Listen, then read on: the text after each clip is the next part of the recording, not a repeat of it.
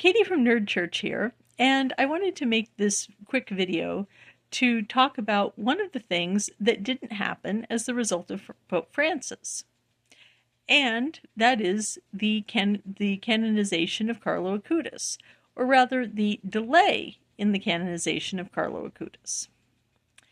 Because Carlo Acutis, in case you didn't know, was a young Italian man who died at the age of 15, and he was born in 1991. And he was canonized as the first millennial saint after a whole bunch of miracles and also a whole bunch of publicity that was partially generated by the fact that when Carlo was alive, he had started to build a website dedicated to promoting Eucharistic miracles. Now, I might have some things to say to Carlo about the veracity of Eucharistic miracles, but also he was a teenage kid and his heart was in the right place. Now, a lot of people were really excited about Carlo getting canonized, and it is perhaps the best way to illustrate how excited I am was to show you my necklace, because yes, I have a saint medal for Carlo Acutis, because, you know, sometimes I talk about my boy Carlo, and when I talk about my boy Carlo, that's who I'm talking about. Because you know what? I have a lot of really good friends who were born in the early 90s. Carlo, and in my headcanon, Carlo's one of them. Is it weird? Yeah, maybe a little bit. But, you know, just think of me as like the Catholic equivalent of like a K-pop stan who is like who is like into BTS to like a slightly disturbing degree. So the point is that Carlo was supposed to be canonized April 27th. Unfortunately, something happened.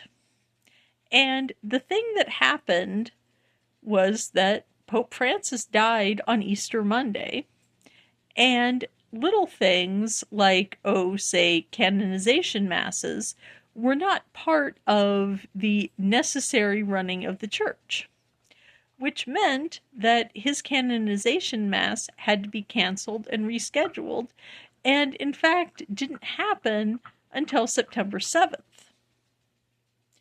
But that was, you know, just kind of one of those things that happened. And for Carlo stans like me, it was a very real and in some ways poignant reminder that things were not normal right now, and that it was going to be a little while before things got normal.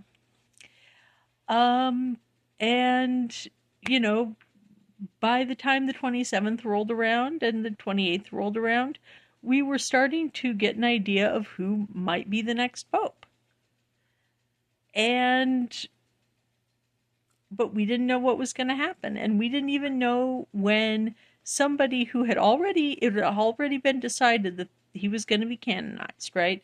The mass was scheduled, and we had to put it on pause, and we didn't know exactly when it was going to happen.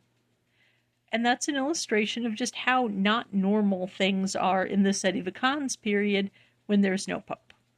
So, I've got to bounce to do a live stream. Maybe you'll check that out. I'm going to try to start a debate with Dan McClellan. God help me. Or maybe, you know, I should just ask St. Carlo to pray for me. So, Nerd Church out.